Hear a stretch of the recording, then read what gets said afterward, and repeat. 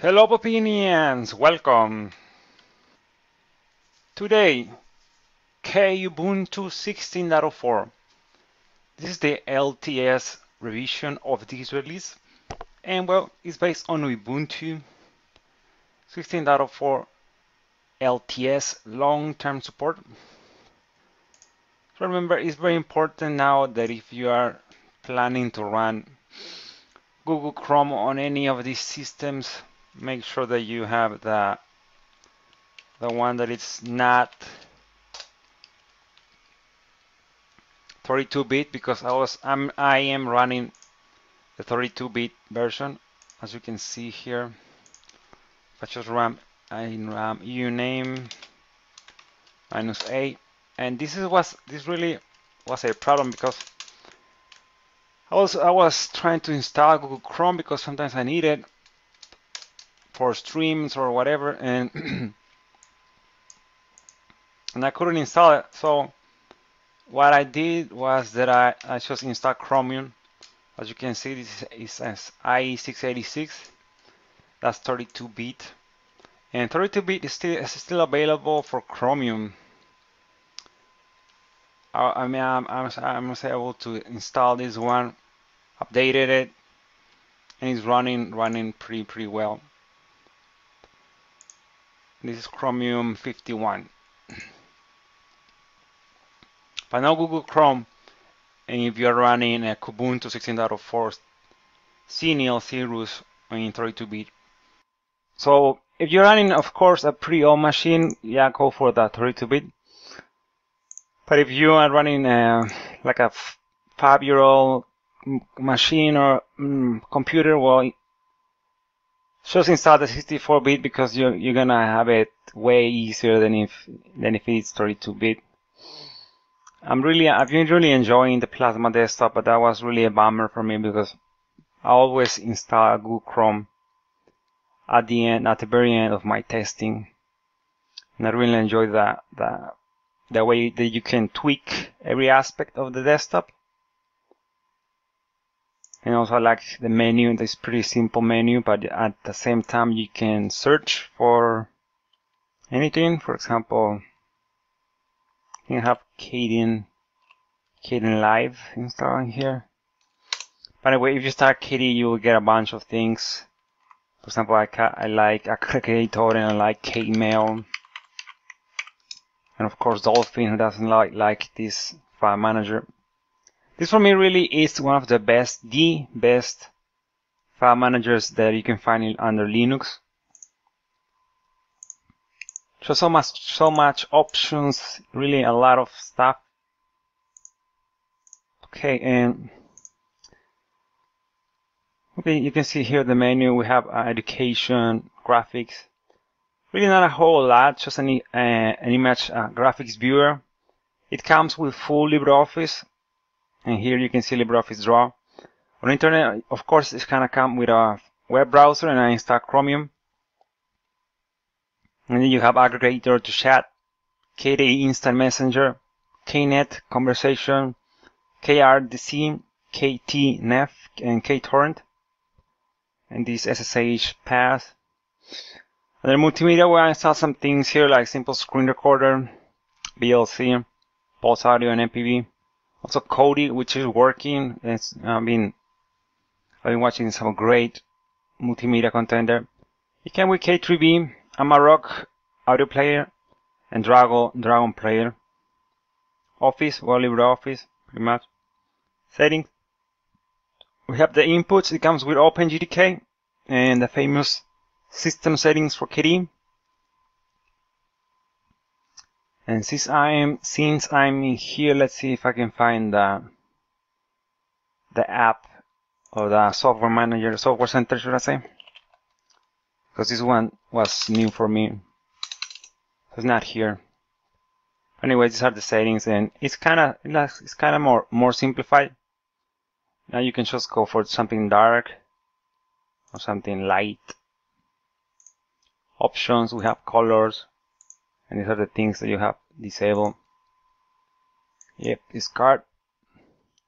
You can change the font, the icons, applications. workspace theme, and also desktop behavior, window manager, shortcut, startup, etc. etc. Okay. System HTAP, I installed that one. This is where you can find Discover. It's the software center to install applications. And the KDE sysguard, let's check this one out. Let's see how it's doing on the system load. Right now it's using like 1.5 gigabytes. On average, it's using like 500 megabytes. And I think that there was also a report, or KDE report or something like that. It was on their system. And this one, K Info Center. So this one will tell you everything, really, every bit of hardware that you have installed. You just have to come here, for example, memory, and then device information, your PCI devices. So it's telling me about my Intel processor, Core i3, even though it's a Core i5. I don't know why it has that all wrong. I also took a screenshot of the latest update, and I don't know if it's this one. Okay, and as you can see, you install a bunch of stuff, including the Linux kernel. So I was watching also the Linux Mint now. You cannot update the Linux kernel. I was watching the reviews, and they have this thing now that it's like 3 levels. So one level is going to install, I guess, like software, and the mid level is going to install software, and also it's going to patch some security fixes. And the third level that will update things like glibc, your kernel, stuff like that. But again, they say that if the system breaks, then you have to repair it. So again, that's really not that user friendly, like they claim Linux Mint it is. And so I may take a look at Linux Mint. Okay, so our system, let's see, utilities. We have a VirtualBox. I just install this one. Arc, Calc. And Arc, this is the archiver. Kate is a plain, really basic text editor. This would be that would be like the leaf pad or the guinea of KDE. So in power session, you can log out and restart, shut down. Let's see, I wanted to show you the software center. Let's go now Discover.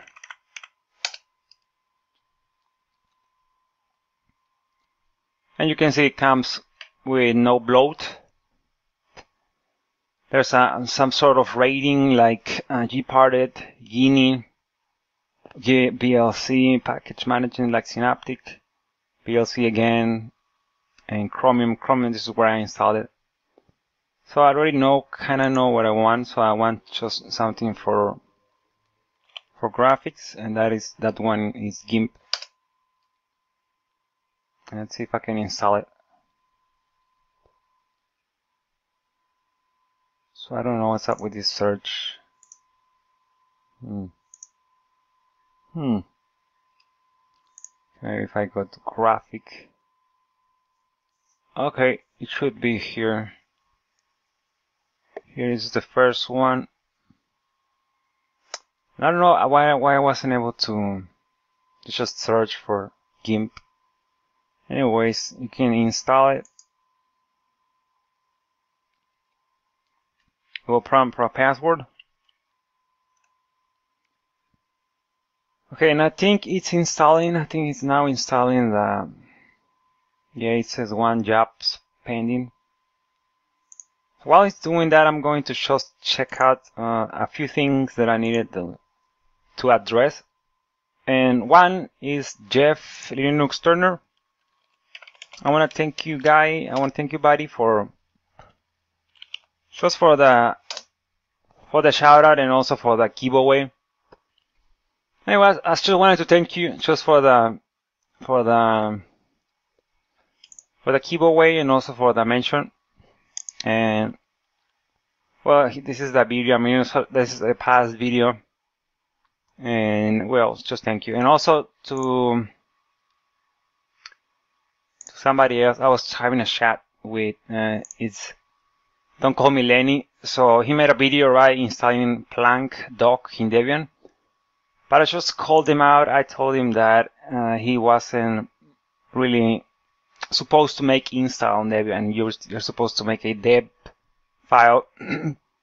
And we had a little bit of a talk there. So Slackware is better to compile your own software. Like, well, Gentoo, of course, you compile everything. I mean, you even compile the kernel on Gentoo. But if you're really a compiler enthusiast, you're not really liking to compiling everything from source, Slackware might be just a great place to start, just to make your own packages and then install them when you want. Or maybe install them in another computer. So I told him that Slackware was a little bit better for that. And also, since he has been really active, more active than me, I asked him, well, do you have any recommendations for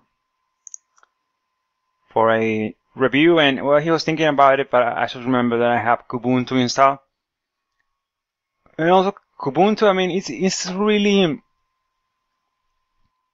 I remember I come from a background in which I use JAWS, Window Manager, or OpenBox, maybe LXDE.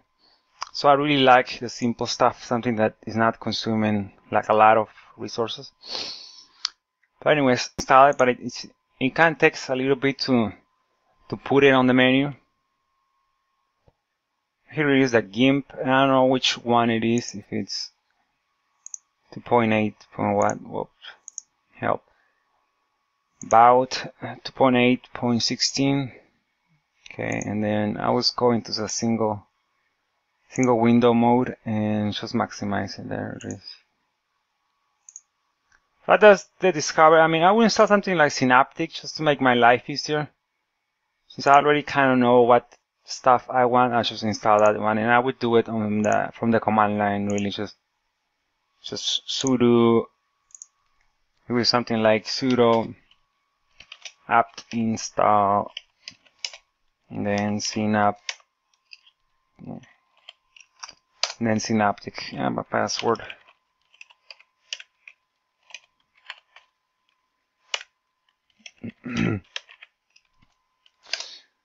So it will be something like that, and then you just hit enter again, and it will go ahead and install it.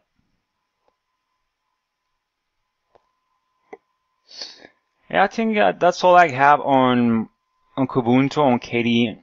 Like I told you, I mean, I'm not a lead developer on this desktop. I'm just a regular tester, but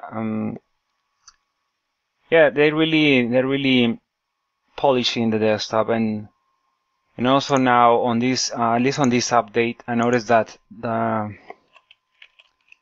support for my ATI or AMD graphics processor seems better now. I'm not saying that you can game out of the box without using the proprietary stuff, but the overall experience is just smoother, or at least quieter. So that's the way I see it.